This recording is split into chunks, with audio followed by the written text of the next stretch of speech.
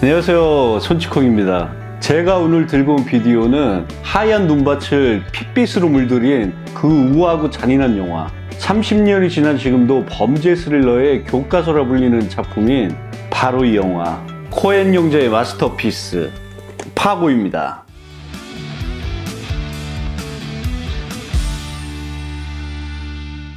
파고는 1996년도에 개봉해 제49회 칸 영화제 감독상을 받으며 코엔 형제의 연출력을 전 세계에 각인시킨 작품입니다. 한 남자의 멍청한 욕망이 어떻게 평온한 마을을 핏빛 지옥으로 바꾸는지를 그린 블랙 코미디이자 범죄 스릴러입니다. 거장 알프레드 히치콕의 서스펜스, 맥커핀 등의 영화적 문법을 현대적이면서 냉소적으로 재해석해 돈에 대한 인간의 환멸과 진짜 소중한 가치가 무엇인지 묵직한 질문을 던집니다. 파고는 2014년에 TV 시리즈로 부활하며 엄청난 화제를 모으고 그의 에미상에서 미니 시리즈 부문 최우수 작품상을 거머쥐기도 했죠.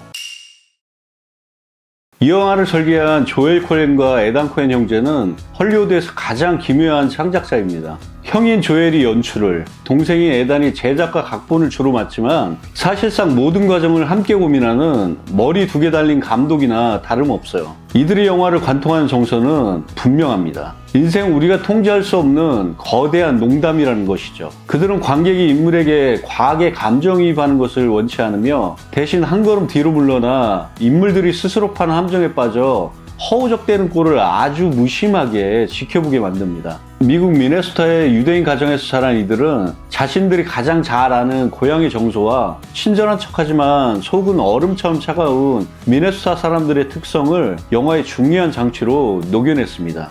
데뷔작인 블러드 심플부터 노인을 위한 나라는 없다, 그리고 최근에 카보이의 노래까지 그들은 단 한 번도 대중의 입맛에 맞추기 위해 타협한 적이 없습니다. 영화란 매체를 통해 인간의 어리석음을 조롱하고 세상의 부조리를 증명하는 데만 집중을 하죠. 코엔 형제는 할리우드의 거대한 시스템 안에서 자신들만의 독보적인 왕국을 세운 예술가죠.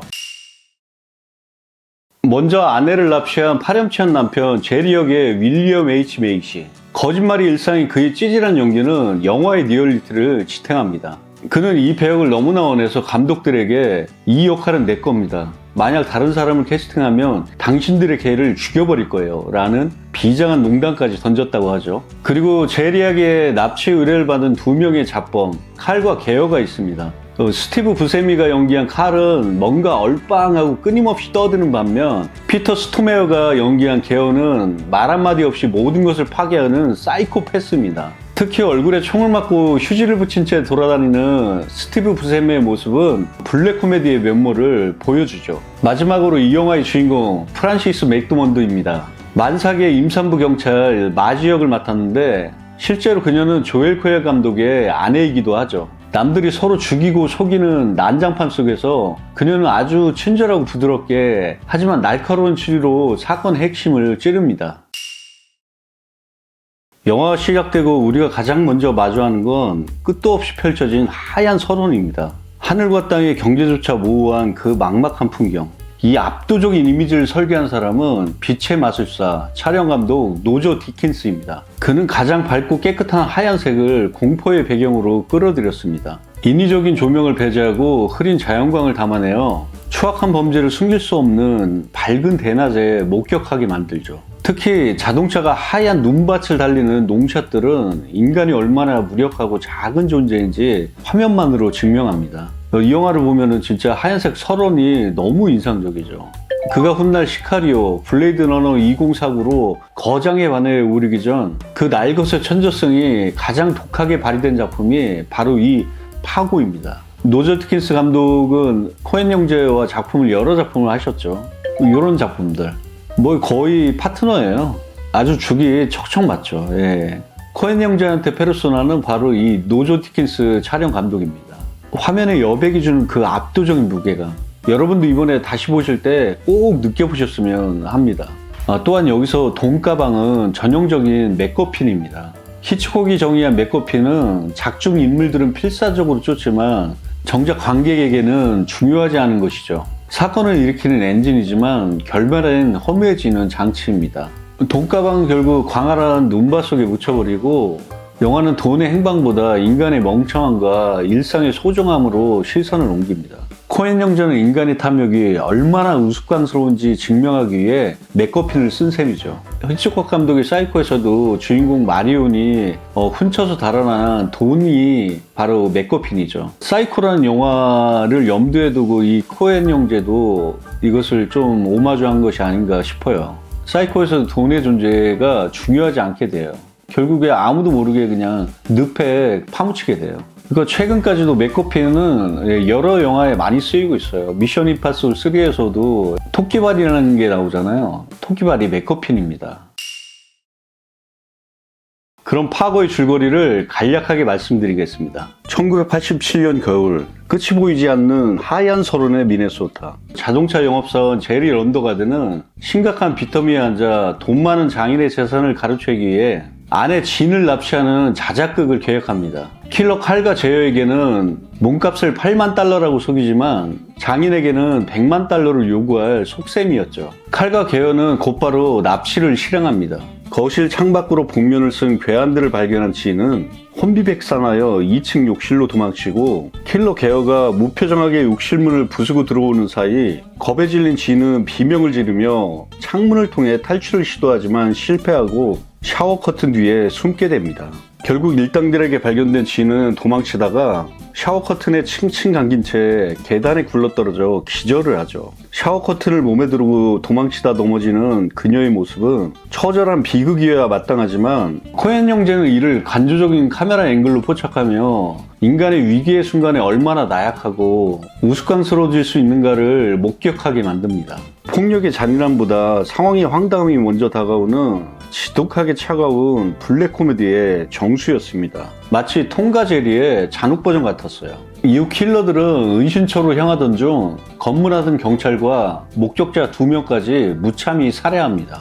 단순한 납치극이 제리의 통제 범위를 완전히 벗어난 살인사건으로 번진 거죠. 다음날 만삭의 경찰서장 마지 건더슨이 현장에 나타납니다. 그녀는 탁월한 추리력으로 범인들이 탄 차량이 임시 번호판을 단 황색 시에라임을 알아내죠. 그녀가 범인들의 차량을 추적하는 동안 제리는 장인 웨이드와 몸값 협상을 시도하죠. 그러나 고집센 장인은 사위를 믿지 못하고 직접 돈가방을 들고 나가야겠다고 선언하죠. 장인 웨이드는 돈가방을 들고 킬러 칼과 직접 마주하게 됩니다. 돈가방을 건네받으려는 칼과 딸을 돌려받으려는 웨이드 사이에 충돌이 벌어지고 충돌 끝에 칼은 장인을 살해하고 자신도 턱에 총상을 입죠. 우아한 범죄는 완벽하게 붕괴되고 수습 불가능한 시체들만 남습니다. 마지는 수사 중 제리의 영업소를 방문해 그를 압박하기 시작합니다. 제리는 억지 웃음과 거짓말로 상황을 모면하려 하지만 그의 불안은 극에 달합니다.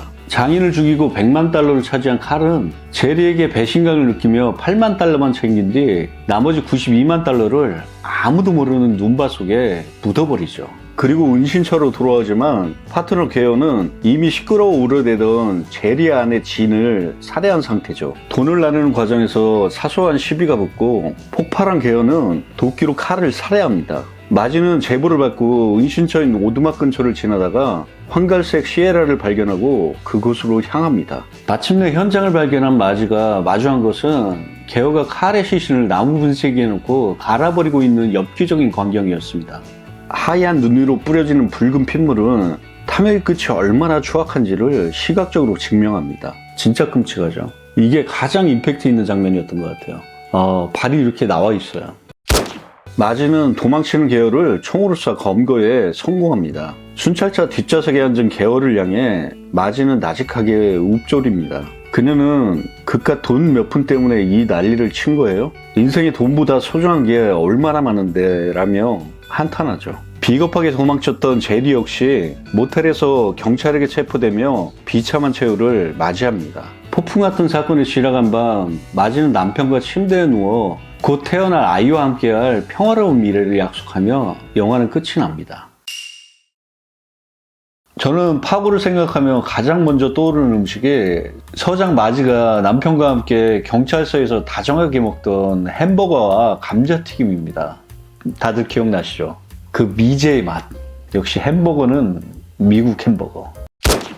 사실 파고에서 유독 식사 장면이 많은데 코엔 형제는 사람이 죽어나가는 참혹한 비극 속에서도 배고픈 인간의 본능과 일상의 무심함을 극명하게 대비시키고자 했다고 합니다. 사실 그게 상관이 없을 수도 있는데 식사 장면을 넣음으로써 그 일상성이 파괴되는 것을 더욱 극대화시키고 있습니다. 그리고 불편한 대화나 진실을 피하기 위해 음식들을 씹는 미네소타 특유의 해평 문화를 풍자했다고 하죠. 해평 문화를 미네소타 라이스라고 부르더라고요. 마지의 복스러운 식욕은 건강한 생명력을, 악당들의 기계적인 식사는 도덕적 공허함을 상징하며 인물의 본질을 드러냅니다. 그러면 햄버거 감자튀김에 맥주 한 잔 때리면서 파고 이야기 편하게 한번 해보겠습니다. 포장해서 가져왔는데 조금 식었네요. 케찹 뿌려주고. 이 접시 자체도 맥도날드 접시예요. 집에 있더라고요, 마침. 딱이야. 네. 감자튀김. 다 쏟아버리지 뭐. 케찹 찍어서. 맛은 있는데 눅눅해졌네요. 아, 소리 기가 막히네. 자, 여러분 한잔 하시죠. 짠. 야, 역시 비주얼은 이렇게 빅맥 BJ 맛 최고지 뭐.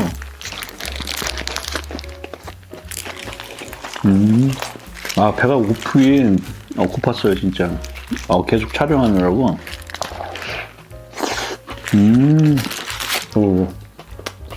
패티가 2장 역시 빅맥.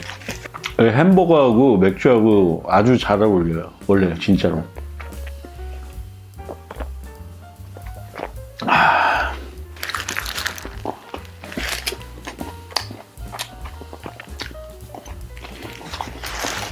살찌는 소리가 들리네요. 네. 짠 하시죠.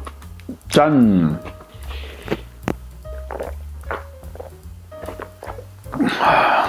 파고를 원래 아시는지 모르겠는데 겨울 되면 좀 생각나요. 그 풍경이나 그 하얀 설원 위에 풍경 자체가 스토리고 이야기이기 때문에 파고에서는 아주 중요한 부분이죠. 저는 코엔 연재 감독을 워낙 좋아해가지고 영화 전편을 다 봤습니다. 다. 데뷔작부터 뭐 분노의 저격자, 바톤 핑크, 밀로스 크로싱, 최근작 뭐 카보이의 노래. 카보이의 노래 이후에 나왔던 거는 못 본 것 같은데. 코엔 형제 영화 중에 제일 좋아하는 작품은 사실 파고도 너무 좋지만 이 파고도 노인을 위한 나라는 없다가 거의 최고작이라고 봐요. 저는 정말 어마어마한 작품이죠. 그러니까 전체적으로 그 감독님들의 영화를 보면은 한쪽은 블랙 코미디 완전, 한쪽은 범죄 스릴러. 예, 그렇게 양분돼 있어요. 뭐 아리조나 유괴 사건 이런 건 블랙 코미디, 그리고 뭐 참을 수 없는 사랑 이런 것들. 그리고 한쪽은 이런 범죄 스릴러, 파고 이것도 블랙 코미디죠. 바톤 핑크, 범죄극은 아니고. 두 가지 장르를 혼용해서 쓰는 것 같아요. 나눠가지고. 코엔 형제 감독의 왕성한 창작 활동을 위해 건배. 파고가 현재 OTT에 없어가지고 너무 아쉬운데 이거는 뭐 금방 나올 것 같아요. OTT 어디서든. 아니면 저는 못 찾았는데 어딘가 있으면 댓글에 좀 남겨주세요. 이거는 진짜 볼 가치가 있죠. 드라마로도 제작이 됐는데 저는 드라마는 못 봤어요. 이게 찍는 시점이 한 2월 중순 정도 되는데 새해가 됐는데 금방 1월이 지나고 2월이 됐습니다. 시간 너무 빨리 가요. 예. 여러분들도 올해 준비하시는 분들 잘 되시길 바라고, 예, 모두 이루셨으면 좋겠습니다. 예, 저도 이룰 거고 건강 조심하시고 파이팅 합시다. 마지막으로 짠 한번 하시죠. 짠! 영화가 시작되자마자 이것은 실화다라는 자막은 사실 코엔 형제가 파놓은 거대한 함정입니다. 실화라고 믿으면 관객들이 잔인한 장면도 더 쉽게 받아들일 거라 생각한 영리한 연출이었어요. 재밌는 건 훗날 일본의 한 여성이 미네소타 눈밭에서 시체로 발견됐을 때 언론이 그녀가 파고의 돈가방을 찾으러 왔다가 동사했다고 오보를 냈던 일화입니다. 영화가 만든 가짜 실화가 현실의 진짜 비극으로 오인된 기묘한 사례죠. 파고의 핵심 테마는 평범한 악의 어리석음이죠. 고작 몇 푼의 돈 때문에 인생을 거는 어리석은 인간들의 모습은 우리가 사는 세상이 얼마나 허약한 도덕 위에 세워져 있는지를 보여줍니다. 처연한 음악과 함께 끝없이 펼쳐진 서론은 인간의 탐욕이 얼마나 더덥고 차가운지를 묵직하게 보여주죠.